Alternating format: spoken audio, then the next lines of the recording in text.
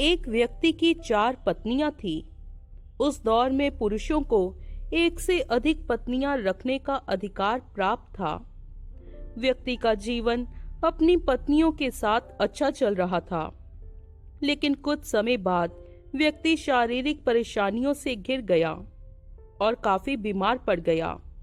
बीमारी इतनी जटिल थी कि ठीक होने की बजाय दिन पर दिन स्थिति खराब होती जा रही थी।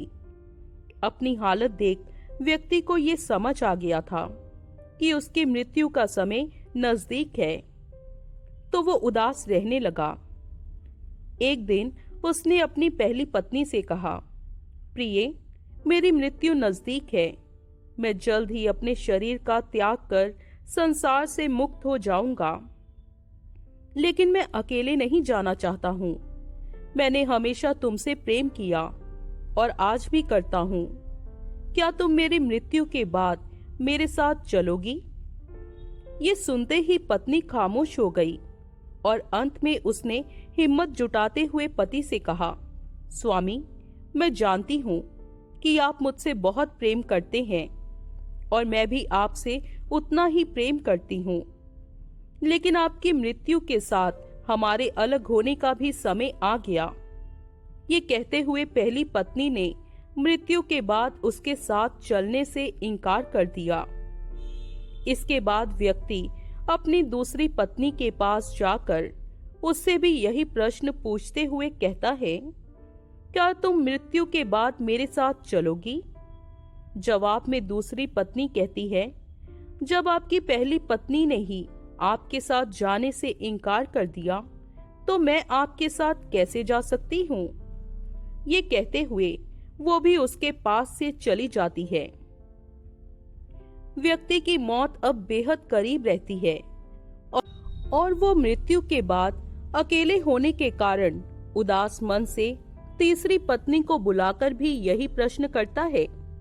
तीसरी पत्नी भी मृत्यु के बाद उसके साथ जाने से इनकार कर देती है।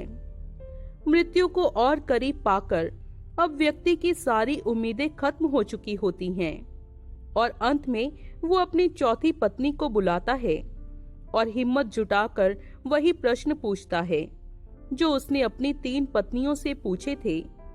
व्यक्ति कहता है, मैं मरने के बाद जहां भी जाऊंगा, क्या तुम भी मेरे साथ वहां चलोगी?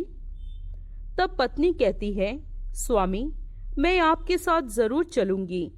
आप जहां भी जाएंगे मैं भी आपके साथ चलूंगी और आपका साथ दूंगी, क्योंकि मैं खुद भी आपसे दूर नहीं रह सकती। कहानी को सुनाते हुए गौतम बुद्ध अंत में कहते हैं, हर पुरुष और महिला के पास 4 पत्नियां और 4 पति जरूर होने चाहिए। ये इसलिए क्योंकि उसे भी चौथी बार में हाँ सुनने को मिले। लेकिन कहानी में बताए 4 पति और पत्नी का तात्पर्य यहाँ गौतम बुद्ध ने जीवन के पहलू को बताया है। गौतम बुद्ध के अनुसार इस कहानी में पहली पत्नी हमारा शरीर है और जो मृत्यु के बाद हमारे साथ नहीं जा सकती, इसलिए मृत्यु के बाद शरीर को जला दिया जाता है या दफना दिया जाता है। दूसरी पत्नी है हमारा भाग्य। मृत्यु के बाद हमारा भाग्य भी यहीं छूट जाता है और हम उसे साथ नहीं लेकर जा सकते। तीसरी पत्नी का संबंध रिश्तों से है। मृत्यु के बाद रिश्ते नाते सभी यहीं छूट जाते हैं और हम चाहकर भी इसे अपने साथ नहीं लेकर जा सकते। कहानी में चौथी पत्नी जो कि साथ जाने के लिए तैयार हो जाती है, इसका संबंध हमारे कर्म से है।